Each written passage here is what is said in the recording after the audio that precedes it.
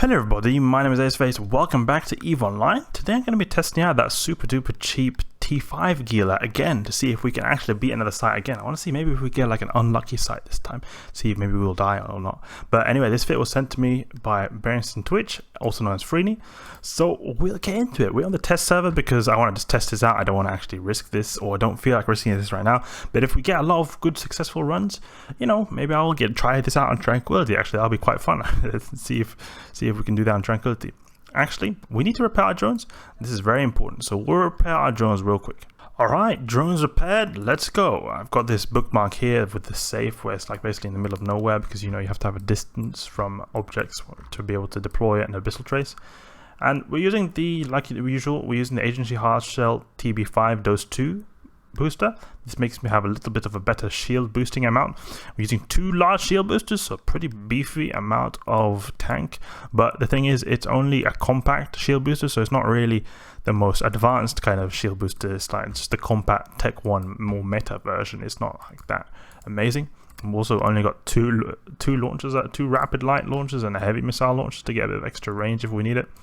Anyway, let's see how this goes. We've got the Chaotic Electric, and we'll see if we can actually complete this site again. It'd be really cool if we can actually complete it again, because I just find it fascinating how this 200 mil ISK ship is able to actually tackle these ships, which people run in like 3 bill ships. 3 bill ISK ships is just amazing. It really shows what you can do. And also, the thing that I think is pretty cool about having cheap ships is that you know what you need. You learn a lot from using the cheap ships, and you can actually apply it to slightly expensive ones, and by that way you make a more efficient fit. So we've got Gila ships right here. Let's go for this. Alright, activate our Multispectrum Shield Hardeners and our EM1. I don't even think we'll need to do our EM1 actually. We can save the capacitor like that. We'll just have to keep it active because I don't think it'll be that much of an issue. There's not any new things on the grid, so it's alright. We'll take out these Triglavian ships here. Alright, let's send them to this harrowing over here. Alright, let's go here. We're going to take a lot of heat from these Velas, but I don't think it'll be too much of an issue. I'll take out the Vedmax first because a lot of DPS comes from them, I believe. Alright, we can activate the EM1 just in case. Yeah, we can see here we're taking EM damage from the Vela Swarm as well, so it's actually good to have those EM1s active. And we're only activating 1 shield booster because when the damage ramps up, we can start activating the other large shield booster. Because the thing is, we have not a stable capacitor with both of these boosters active, so that's why I want to save as much cap until I actually need it, so we don't just waste a boost for no purpose. Okay, there we go. We've destroyed 1 of the Vela Vedmax. Keep our speed up just to reduce the amount of damage we're taking. Okay, it seems like we're going to have to activate our second shield booster now. That's because this damage is getting pretty hot, but we have killed already one of the Vedmax, so I think it'll be good. Now we see here our tank is still having a bit of an issue actually, and that seems quite dangerous, so we'll go for tangling as the third one. So we go here, put the Vedmac here, and put the tangling here, and then we'll go for this guy after this third Vedmac. When we destroy this Vedmac, I think DPS will stabilize quite a bit, because a lot of the DPS now is off the grid already, and definitely DPS will stabilize when we destroy this Vedmac here.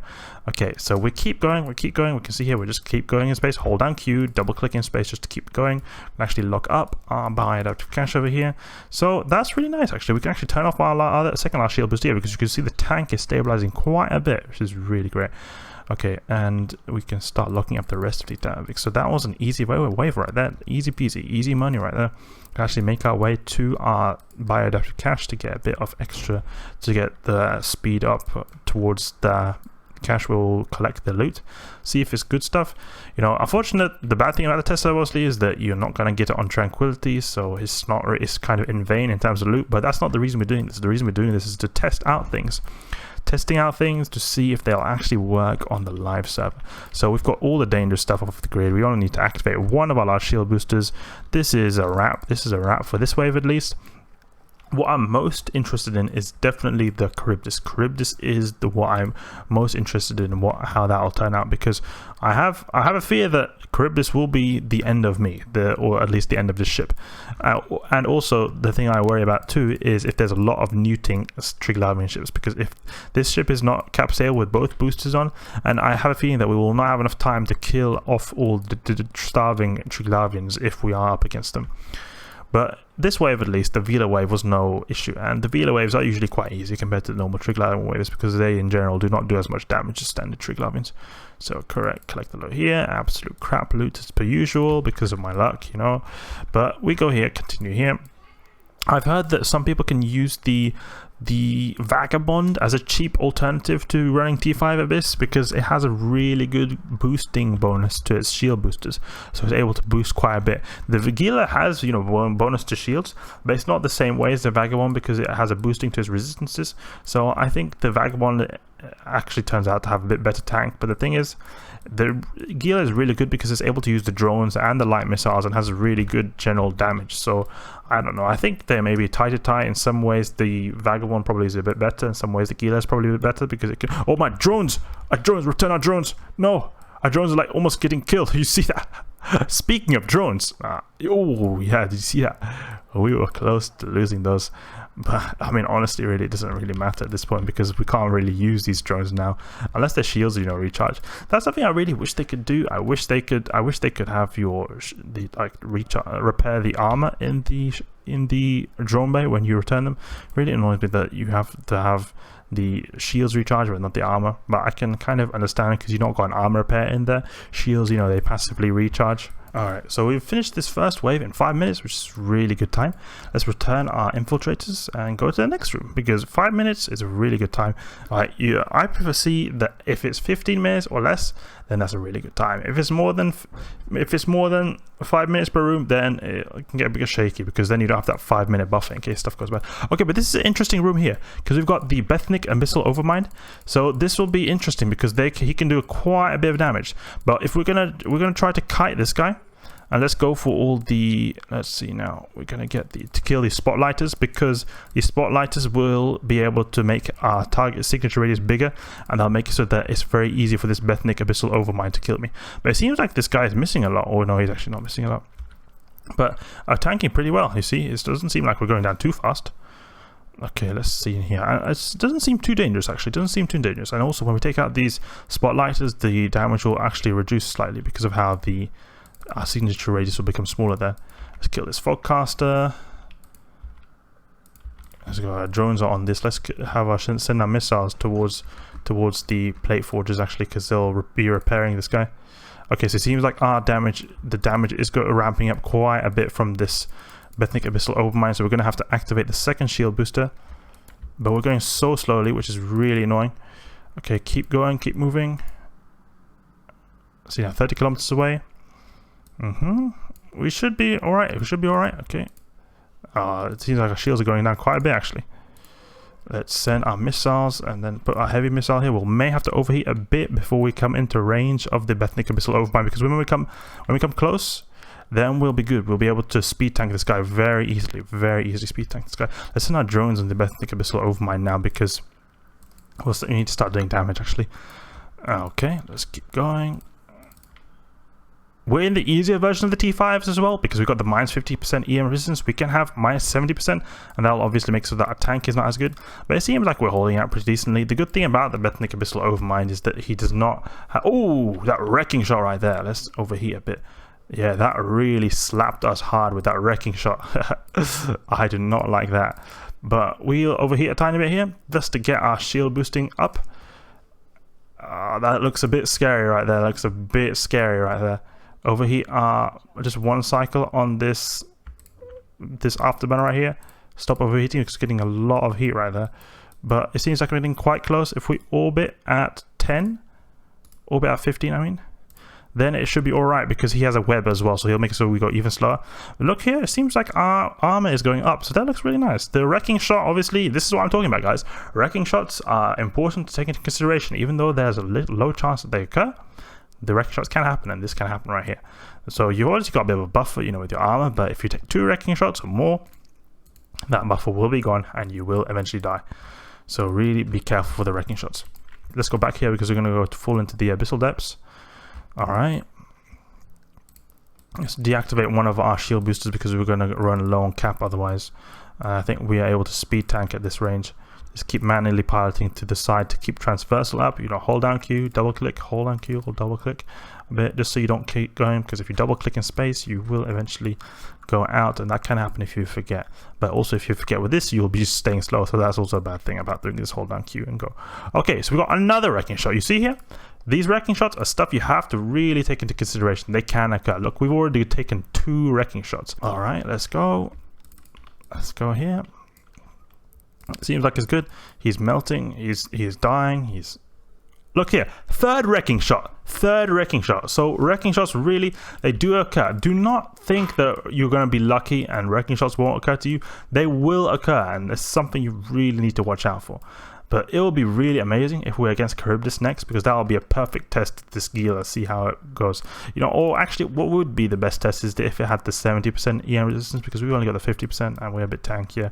So we'll be a lot less tanky if we had the minus 70%. So unfortunately we do not have that, but it seems to be still pretty good, and it's not that much of a difference if we have the 70% EM resistance. Only minor difference, especially against the Bethic Abyssal Overmind. He does not even do EM damage, so this is a perfect test against the Abyssal Overmind. It definitely seems like we can do it, and it even shows that even in an unlucky wave we are able to do it, because we were a bit unlucky. Now we got 3 wrecking shots just like that, so really it shows that this Gila does have the capability to really dish out some punishment to these rogue drone battleships, and it really can survive, and it's a tough brick or tough nut to crack. Okay, let's send a bit of missiles his way, because they just finished reloading the rapid lights, and even though I'm cruising directly away from him, it was no issue avoiding damage. Alright, that looks good right there. Return our drones, and let's see what we get from our loot container. We can reload now our missiles just to have them ready for the next and final wave, which will hopefully not seal our fate, but will determine our fate, because it will be the last that we are up against until this Gila has finished yet another T5 site, which is really great. I really love it that it's able to do these T5 sites. Alright, let's go here. And you know, if you're a new player and you're able to use this fit and doing a T5 site, you could earn so much ISK with this if you're able to run it correctly. Like, obviously I've got really good skills, so it's not going to be the easiest thing for new players to use this. They'll obviously be weaker than me, and probably that will be the turning point to where you'll die in this. But it seems to be working pretty well, and I've got good skills, and it seems like a really decent activity to do. But the thing is, I think you will eventually die sooner or later. He did say, Freany did say that he does sometimes die. He runs about like 10 sites and then he eventually dies, but by then you've paid off the ship because it's so damn cheap, only 200 mil. So let's go for the last and final wave. We've collected the loot here, really bad loot as per usual, but what can we do? It's bad loot. This is the RNG 9 mil. Oh, this is probably worth 5 mil or 1 mil, I think. Chaotic Firestone filaments are worth hardly anything. No one wants to run Firestone filaments because they're really hard because of how they increase the armor HP of enemies. So people don't want to run them. But it's good because it's so cheap. So in actuality, it does give a bit of boost to your SP if you're able to run them really well. Okay, so this will probably be an easy wave right here. We've just got a bunch of cruisers. So shouldn't be any issues right here. Let's take out the entanglers so we're not just stuck in place. Go here, send out our... turn off our second shield booster because we're going to run out of capacitor as well. You heard that capacitor noise? The noise comes when you've got like, I think it's like less than 50% capacitor or less than 25% capacitor. So you have to watch out for that. And actually, let's go down here because we've got a Deviant Automatic Suppress. This will be good if you want to reduce damage, but I want to also do damage because these guys do a lot of missile-based damage. The Lucid guys, Lucid Watchmen, Lucid Upholders, these guys, they've got missiles. So you can actually, if you want to reduce damage, go to these Deviant Automatic Suppressors. They will shoot down a large portion of their missiles, so you'll be reducing the incoming damage. But in this case, I do not want to. I want to just kill these guys. But if our tank is struggling, we always know we can go to these Deviant Automatic Suppressors. That would be really nice. Okay, we'll take out actually this upholder next after these entanglers because the upholder upholds you in place. So what that means is that it webifies you. So you want to take it. I want to take out that next because we've got using an afterburner. So the only thing that can really stop us is a webifier. The scramblers won't do anything. It's completely a waste of time to take out these null warps over here because the scram is not doing anything to us. And then probably we've got an FE Altis as well. FE Altis are the weaker kind of drifter battles, just drifter cruisers. They're really no issue whatsoever, so we'll probably go for them last because of how they do so little DPS. Alright, let's just keep going. we're tanking really well, and we're only using one shield booster, and we always have the opportunity to use our second shield booster. You can see our Capacitor is really doing great with only one shield booster active. This is really nice. All right, let's go. Let's see now. We've got the bioadaptive over here. We'll make our way towards that, and it seems like this site is pretty easily sealed, or this Triglavian event, or this Triglavian filament right here has been sealed. We can fill it, we can complete it. The reason I say sealed is because when you destroy these or complete these conduits in the invasion systems, then it says sealed minor conduit after you've completed it. So I'm just used to that terminology. When you've finished a site, you just say sealed, but I don't think you say that for abyssal sites actually. It's just like a terminology that I'm used to using. So we keep going to the bioadaptive cache. See if we get anything good from this one. Hopefully not really crap loot. Hopefully it is something decent. But you know, we can always see the potential that this can do on Tranquility. Okay, go for this bioadaptive with the heavy missile to be able to pop it. These cruisers are soon down, hardly anything left. You see our tank is holding absolutely no problems whatsoever.